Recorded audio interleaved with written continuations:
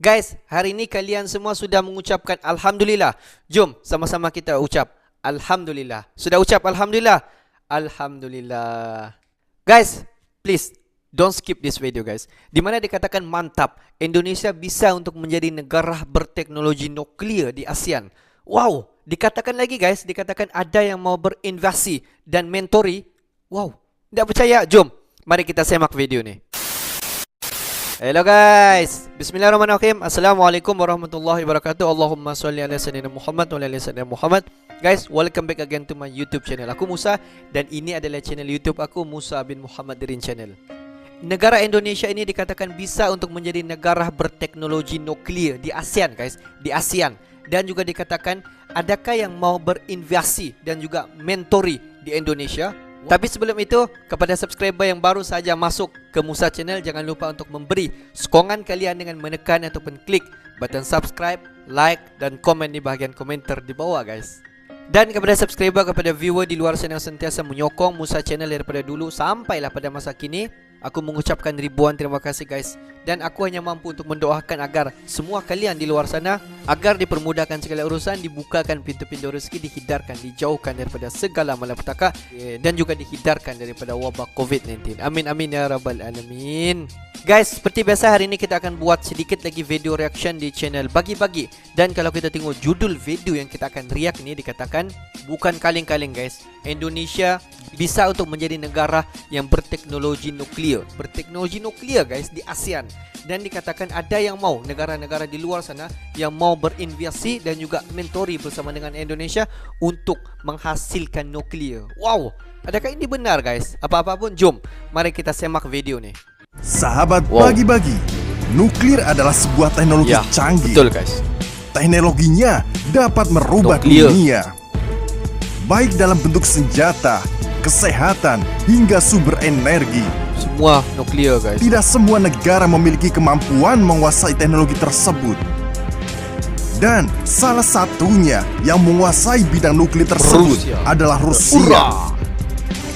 Sudah menjadi sejarah bahwa Rusia memang banyak berfokus pada teknologi nuklirnya.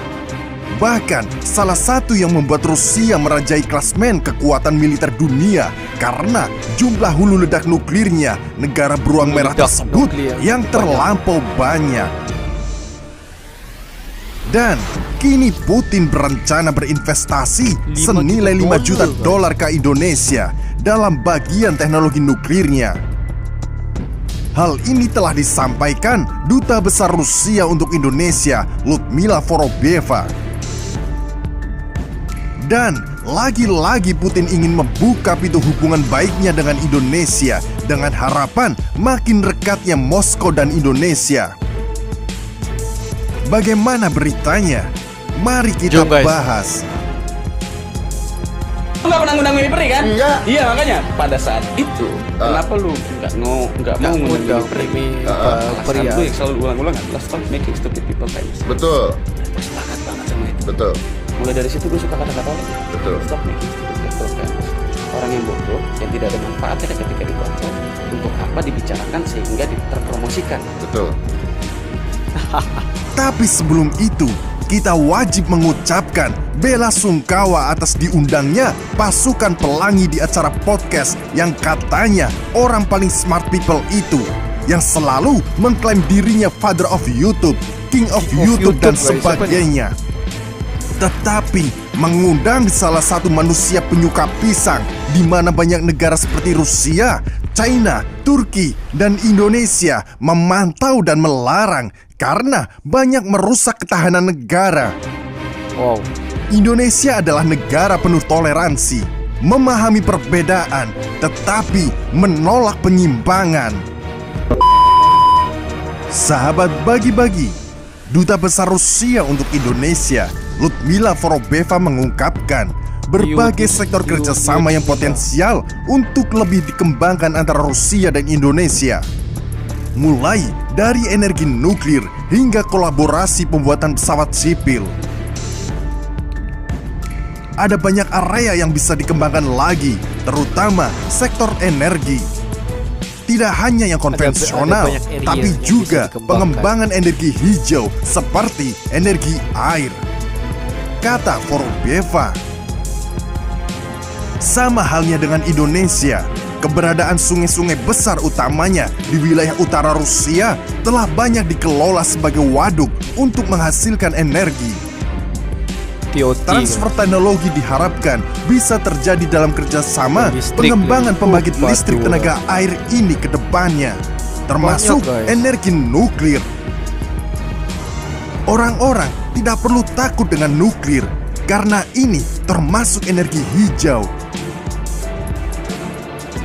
Walaupun kaya dengan minyak dan gas, negara beruang merah ini telah lama memanfaatkan nuklir sebagai sumber energi. Kontribusi tenaga nuklir dalam bauran energi Rusia kini mencapai 20%. Adapun penerimaan publik atas pengembangannya tetap baik. Meski bencana nuklir terbesar di dunia, yaitu Chernobyl, menjadi catatan sejarah yang dampaknya terasa dekat dengan masyarakat Rusia. Vorobeva juga mengatakan teknologi keamanan pembangkit nuklir Rusia justru telah meningkat hingga 5 kali lipat lebih kuat sejak insiden itu. Rusia kini menjadi negara pertama di dunia yang mengembangkan pembangkit nuklir terapung. Reaktor nuklir jenis ini dapat berpindah-pindah ke lokasi karena berbentuk seperti kapal.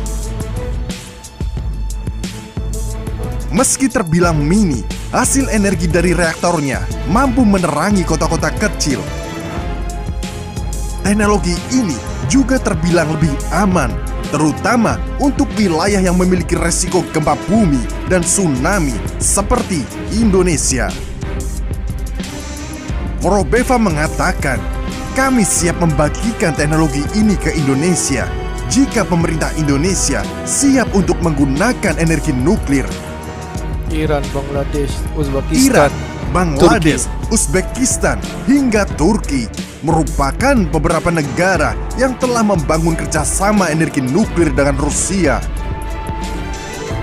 Sejauh ini, belum ada negara di kawasan Asia Tenggara yang mengembangkan energi nuklir. Ketertarikan serius dengan teknologi Rusia pernah ditunjukkan Vietnam sebelumnya. Akan tetapi, proyek ambisius itu batal. Sahabat bagi-bagi, hingga saat ini Indonesia dan Rusia sejatinya telah banyak menjalin kemitraan dalam mengembangkan sektor energi. Salah satu yang merupakan proyek kerjasama terbesarnya adalah kilang minyak Tuban yang digarap oleh Pertamina dan raksasa energi Rusia, Rosneft. Perusahaan energi Rusia lainnya juga tertarik untuk mengembangkan blok Natuna. Dan saat ini dalam proses studi kelayakan untuk pengukuran keekonomian dari eksplorasi hingga ekstraksi gas dari lapangan itu. Ada pula potensi kolaborasi lainnya seperti pengembangan armada penerbangan sipil. Terlebih saat ini, perusahaan Rusia mulai banyak mengembangkan pesawat berukuran sedang hingga besar yang dinilai akan sangat bermanfaat untuk negara kepulauan seperti Indonesia. Vorobeva juga mengatakan kerjasama ekonomi Indonesia dan Rusia berkembang dalam tren yang sangat positif. Tahun lalu, perdagangan kedua negara naik 40%. Dengan Indonesia menikmati surplus antara lain dari ekspor minyak sawit, sepatu, dan furnitur. Sementara nilai investasi Rusia dan Indonesia mencapai 3 miliar dolar Amerika Serikat. Mengutip data Kementerian Perdagangan, laporan sebelumnya mencatat total perdagangan Indonesia dan Rusia pada 2020 sebesar 1,93 miliar dolar Amerika Serikat, turun 6,6% dari tahun sebelumnya. Namun, di tengah keterbatasan konektivitas yang disebabkan oleh pandemi, ekspor Indonesia ke Rusia pada periode yang sama meningkat 12,7% dibandingkan 2019 menjadi sebesar 973,5 juta dolar Amerika Serikat. Peningkatan ini mayoritas dipengaruhi oleh kenaikan ekspor komoditas unggulan Indonesia ke Rusia seperti minyak kelapa sawit, kopra, kakao, alas kaki, dan stainless steel. Tren kenaikan terus berlanjut pada 2021 dengan total perdagangan pada Januari sampai September 2021 mencapai 1,94 miliar dolar Amerika Serikat atau lebih tinggi 42,2% dari periode yang sama di tahun sebelumnya. Vorobiev pun mengaku seharusnya lebih banyak sektor kerjasama bisa dieksplorasi ke depannya, mengingat besarnya kombinasi populasi kedua negara ini. Target dari Paman Putin untuk investasi dengan Indonesia bisa mencapai 5 miliar dolar Amerika Serikat. Jika tren ini berlanjut, meski ada berbagai gangguan dalam ekonomi global, kita dapat mencapai target. Apalagi menurutnya, Rusia dan Indonesia telah menikmati relasi yang terbangun dengan sangat baik. Bahkan sejak Presiden Soekarno yang dimulai dari tahun 1960-an telah beberapa kali mengunjungi Rusia. Dialog politik antara Indonesia dan Rusia terus berjalan dengan sangat aktif hingga saat ini. Dengan kontak antara Presiden Jokowi dan Presiden Putin sudah terjadi beberapa kali sejak 2016. Hingga secara khusus membicarakan masalah penanganan COVID-19.